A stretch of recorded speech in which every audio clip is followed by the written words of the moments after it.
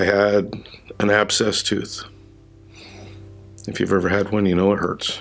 So the doctor put me on pain pills. I was taking pain pills and antibiotics. Well, I guess the pain pills messed with my head, got my head to start thinking again, thinking about the past. And then it was Saturday night. I had bit down on something and it really made that tooth hurt. So then I was just taking pain pills and trying to sleep and relax and couldn't. Up all night. I missed church.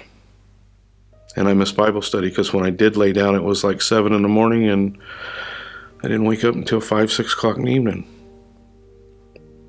So I missed that, and then I felt awful. I felt like I did, I don't know how to explain it. I felt like, I ignored God. That's what I felt. But then Monday, Myra gets a hold of me, asks, how I'm doing, and they'd missed me at church and gig, and I was honest with her. I just told her, I said, my mind's been going nuts, and I've got this wisdom tooth, don't know what to do. If I would have went to church, I wouldn't have told nobody nothing. I would have kept my mouth shut.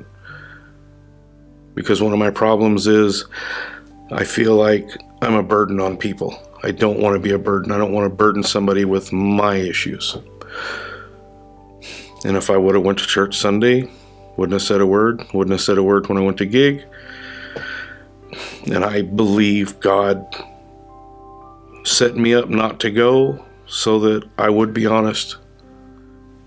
Because Tuesday morning I was at Tony's dentist office and getting a wisdom tooth pulled, and it was because of my family here at church.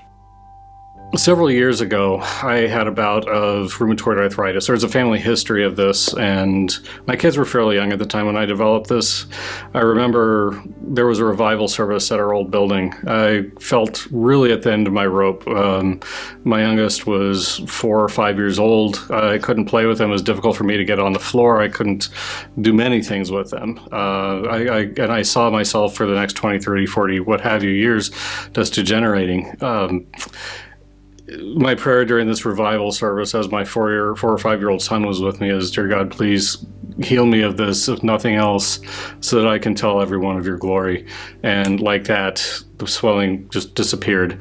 I did squats. I picked up my son. I squatted with my son, so it instantly kind of freaked me out. But it was something that instantly told me this was God in action in my life.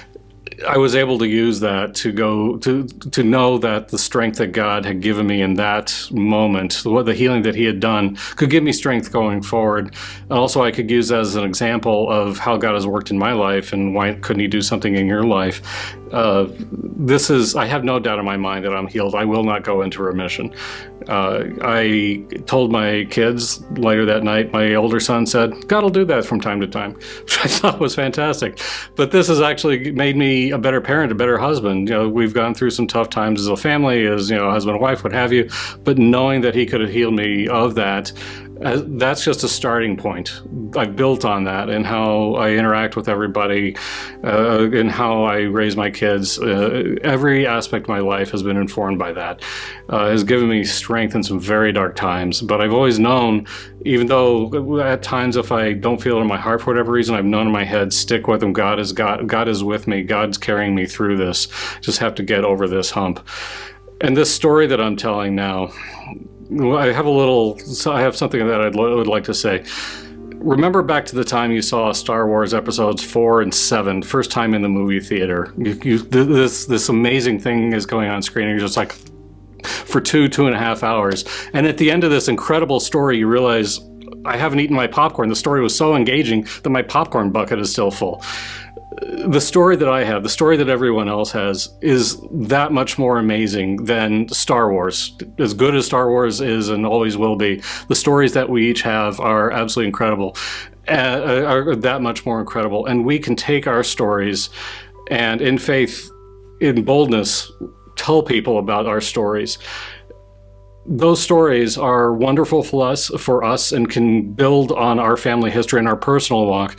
But more than that, they can help bring someone else to God. They can be told to a willing ear that the Holy Spirit is prepared, give someone the strength to say, I need help. I want what this person has. The stories that we tell are not just for us, but it's also for bringing others into God's love, to know the salvation that Jesus has given us, to feel the Holy Spirit through our lives. Please come forward, tell your stories. If you want to have an amazing story to tell, please come talk to us, and we will gladly engage you in our lives and have lunch, have dinner, throw frisbee, whatever. These stories are family stories, and we are here to bring the love that God has given us, the love that Jesus has for us, to everyone around us.